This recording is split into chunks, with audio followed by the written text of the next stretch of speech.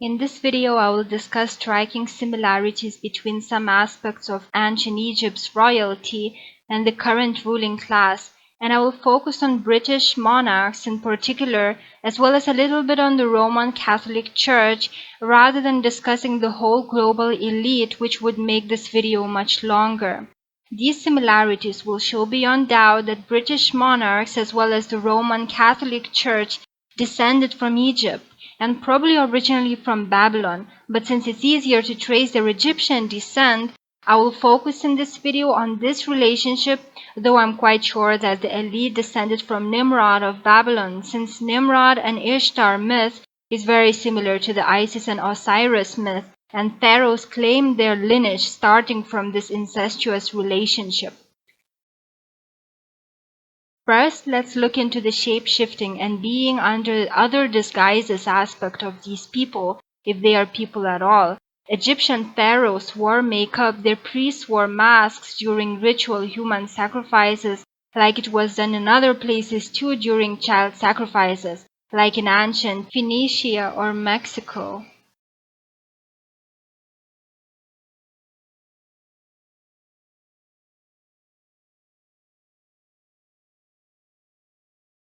The Eyes Wide Shut movie showed the sacrificial masks that the sick elite wears during human sacrifices and their magical sexual rites. It was the last movie Stanley Kubrick made, since he was killed for probably disclosing too many details in the movie.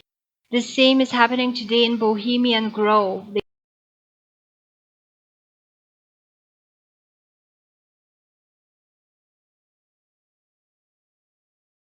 They show their ritual masks in public to mock humanity for their ignorance. They literally show that they are deceivers.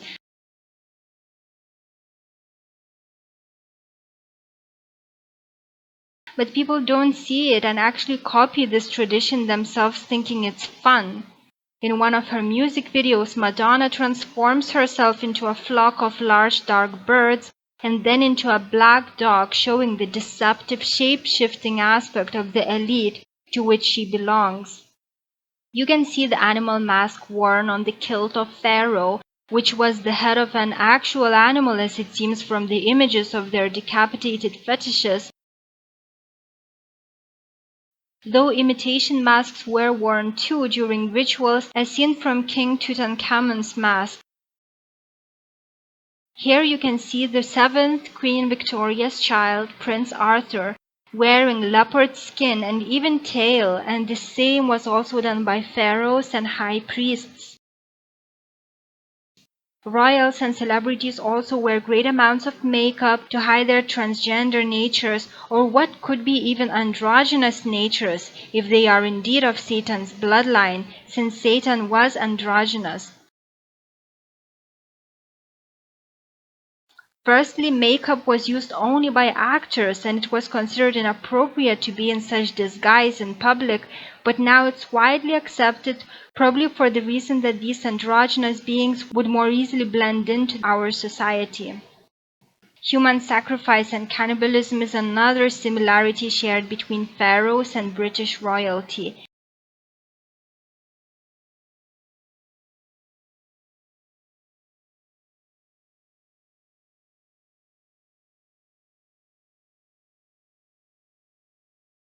Now it's no longer a secret that 300 years ago, British royalty and other elite families were feasting on humans. They were drinking liquefied brains, they were powdering skulls and taking it as medicine, and they were consuming literally the whole human body in some way.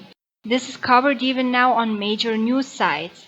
However, it's not told that they still engage in such acts because they continue the same insane pagan religion where they believe that nature's cycles depend on regular human sacrifices, as well as that through eating human flesh, drinking human blood, and consuming organs such as the pineal gland, they extend their own life and gain greater sexual powers. I covered Egyptian pharaohs' cannibalism in a previous video already, so I'm not going to go into it. Queen Elizabeth feasts on human victims, and those who dare to disclose details that might lead to the accusations of cannibalism are quickly killed or silenced in other ways. An exiled cultural philosopher, Hubert Humdinger, remarked that Queen Elizabeth is more energetic than the sun, and that to be so violently vivacious, she must be feeding on human flesh.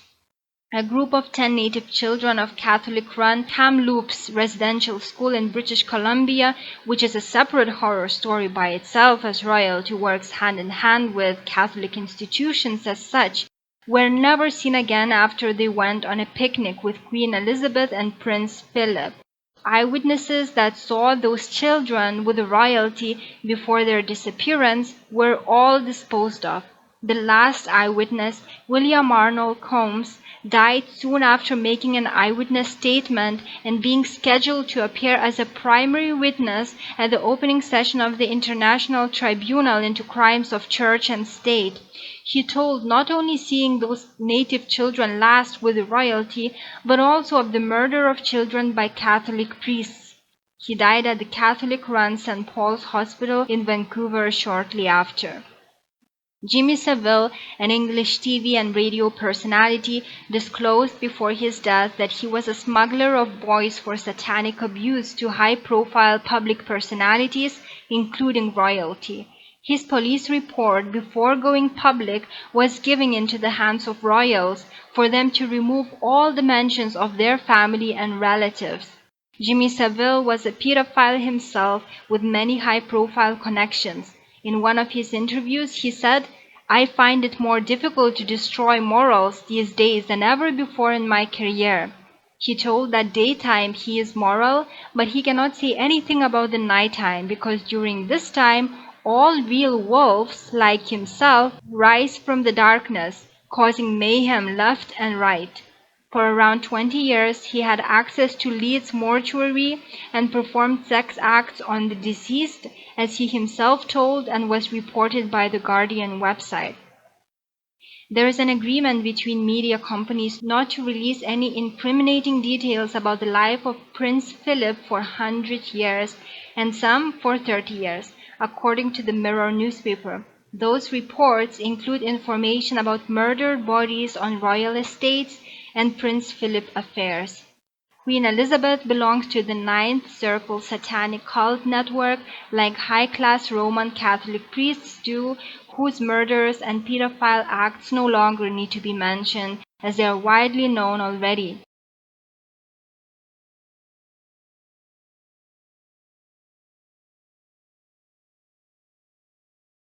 Regular Ninth Circle child sacrifices were said to take place in the catacombs of Catholic cathedrals, Vatican, private estates and groves, and government military bases in Belgium, Holland, Spain, Australia, Ireland, France, England, and the US. At least 34 child mass grave sites were identified in Ireland, Spain, and Canada, and refused excavation by the respective governments, Crown of England, and Catholic Church.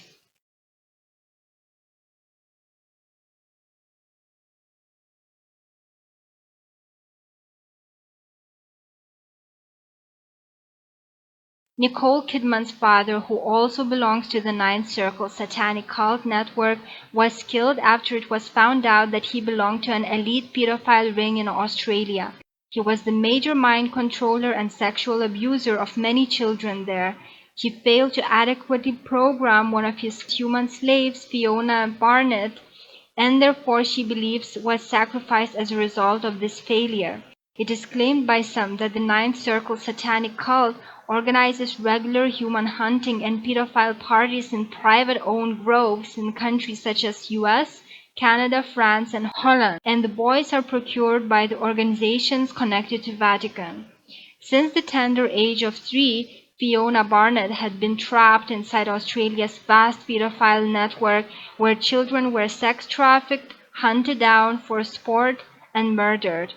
Dutch therapist Toos Nigenuis testified at the International Common Law of Justice Court that as a child, and like Barnett, she was badly abused and forced to witness child murders that involved global elites, claimed childhood torture, and was a victim of human hunting parties. Nigenuis' perpetrators included former Pope Benedict XVI,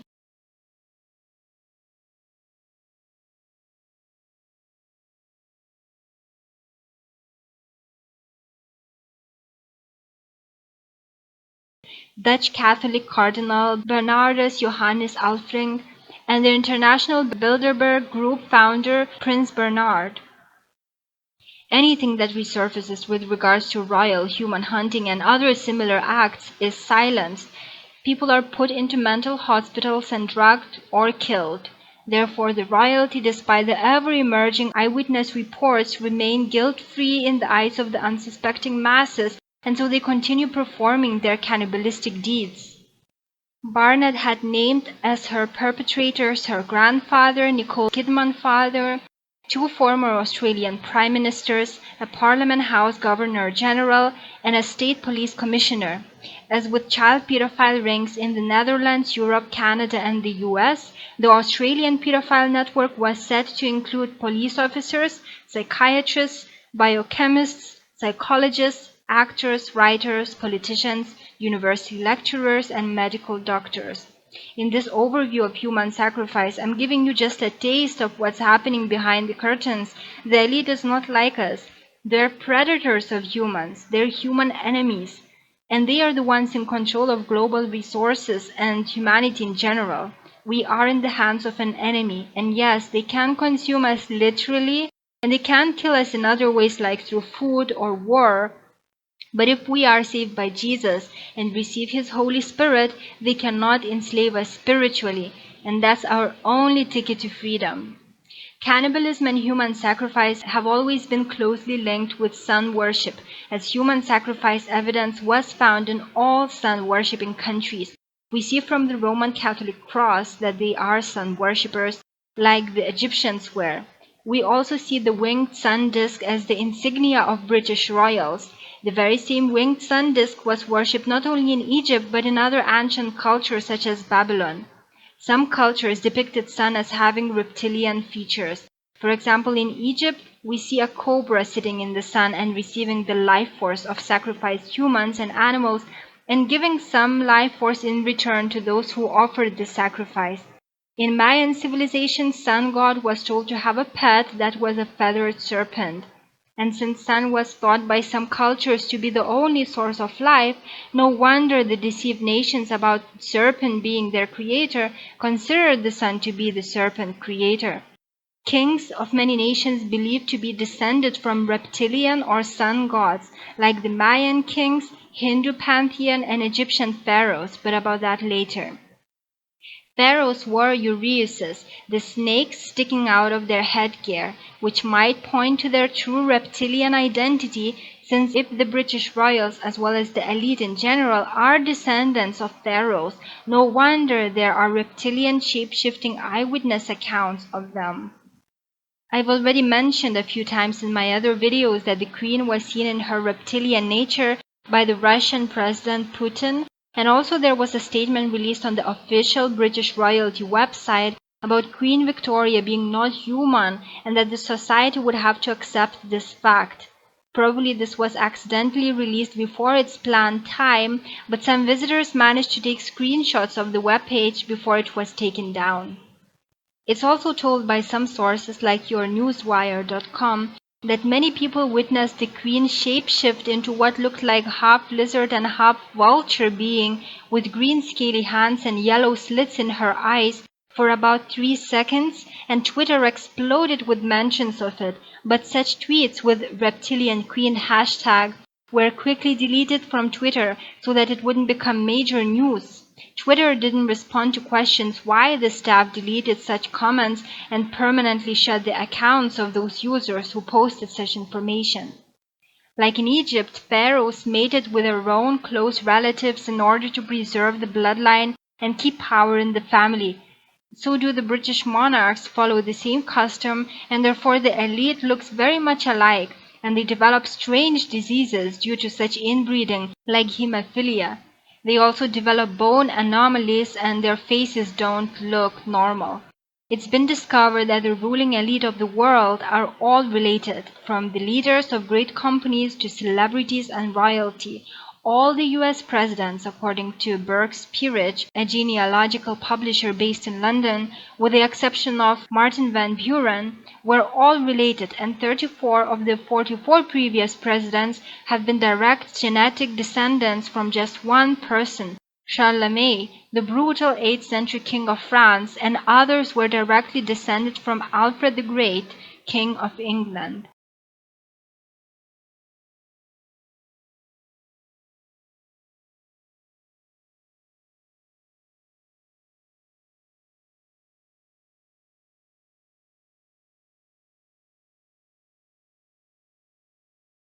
In fact, the presidential candidate with most royal genes has won every single American election. The same applies to banking families of the US. George Bush and Barbara Bush are descendants from such an English bloodline, and their relatives were involved in the gunpowder plot, and if that plot would have been successful, as I've already told in my KJV video, we wouldn't have the only reliable English Bible translation today. So there is no actual American independence if British and French royalty continue ruling it. King Tutankhamun's children that were sacrificed and buried together with him also don't look normal looking at their skeletal structures. In fact, that child mummy looks more like a mummy of an alien rather than a human being. Look at the length of the finger shown and the skull.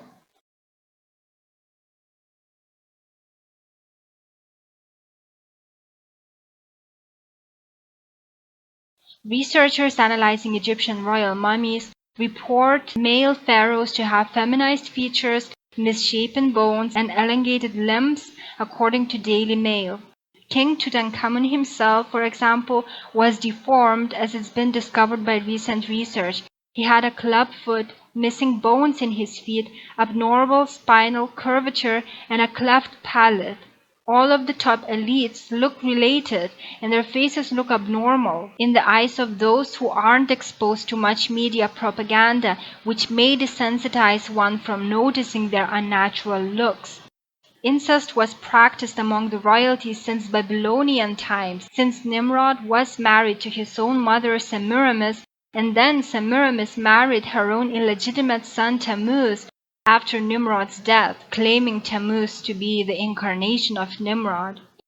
Pharaohs claim to be descended from Horus, who was the son of Isis and Osiris, who were siblings. King Tutankhamun's parents were siblings too. Inbreeding was present in virtually every dynasty. Marriages between brothers and sisters were usual, as well as niece marriages. Not only British and Egyptian royalty were involved in incestuous relationships, but they both belonged to fertility and sex magic cults. Their religion is based on sexual rites and human sacrifice. They worship Phallus since the time of the dismembering of Osiris story.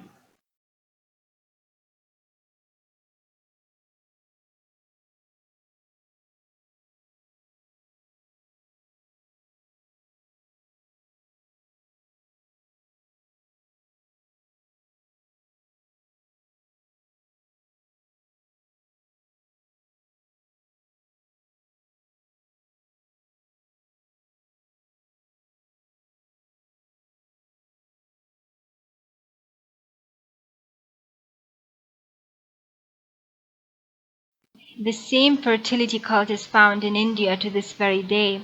In the US, we witness giant obelisks representing the male part of Osiris or Nimrod.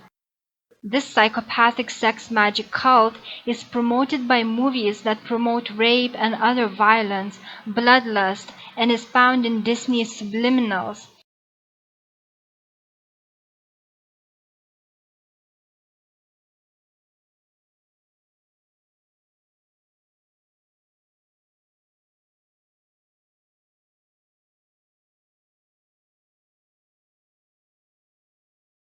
Pedophile Catholic priests clearly show which god they bow down to, since they do the lusts of their father. Many Disney workers have been arrested for raping children, which is again the result of the master that they serve.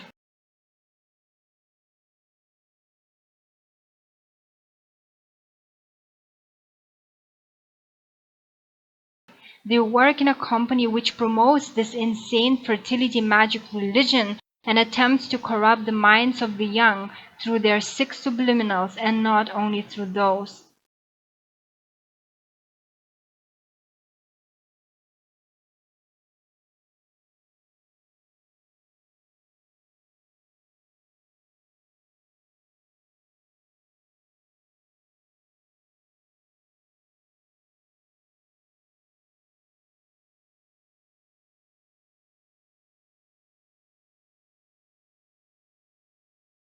British and ancient Egypt's royalty not only share fertility, religion, human sacrifice, and incestuous relationship traditions, but they also use the very same symbols, such as pharaonic loops that were also represented by Ankh, which can be seen in knots of regalia, and ties representing the human captive.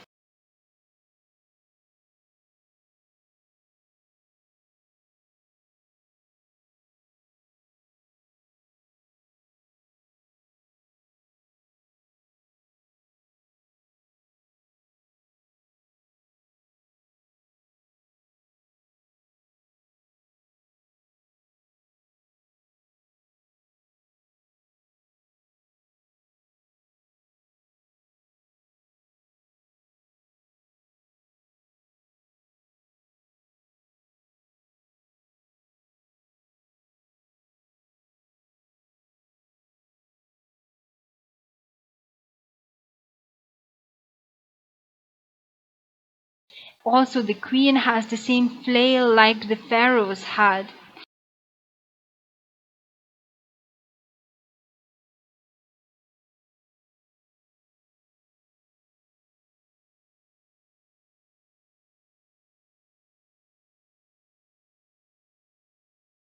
The queen and other royals also wear real or faux leopard fur, which was also done by pharaohs and high priests, as I've already told.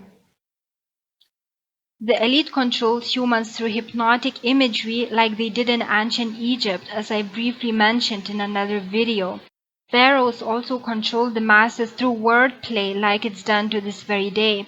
For example, Ankh officially stood for immortality and was the symbol of life, but for pharaohs it also signified the taking of life, human captives, and their food, since they fed on human victims.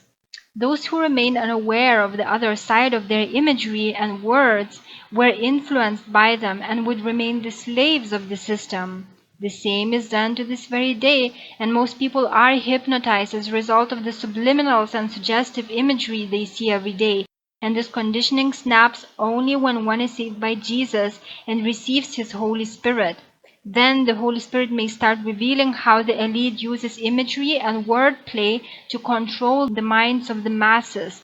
They need to do this through such means because there are now too many people to be controlled directly. Thus, they use these indirect methods to successfully keep people in modern slavery to their 9-to-5 jobs in order to feed off their energy. The elite mocks us through images and language. The English language is a magical language, and when you spell, literally you get under the spell.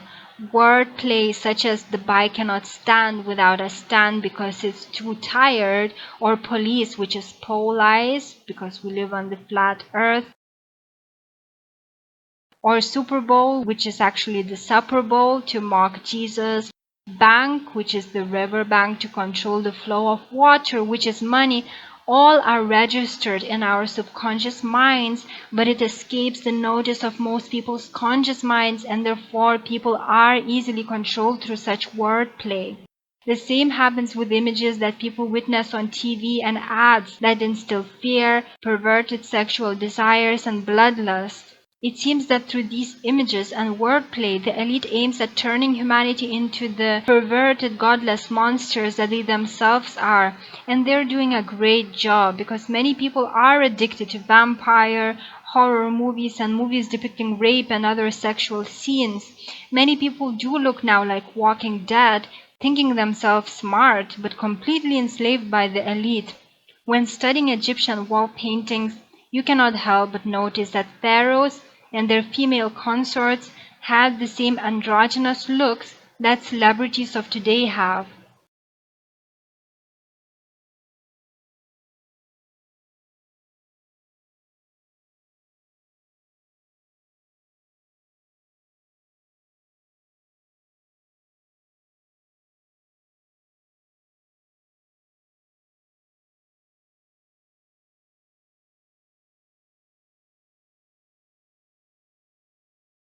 You can also see images of pharaohs having breasts and female hips, whilst females have male torsos.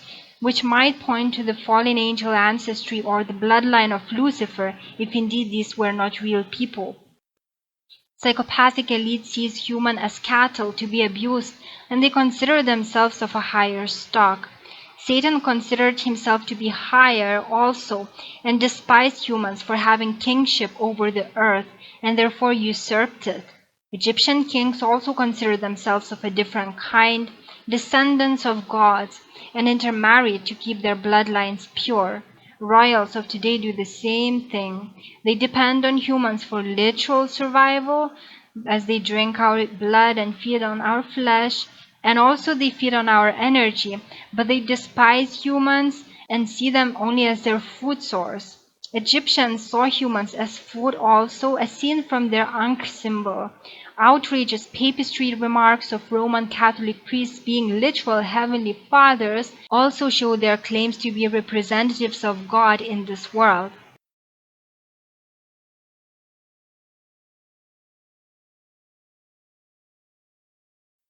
There are more similarities, and I think the same ones would apply to Babylon and the Roman Empire.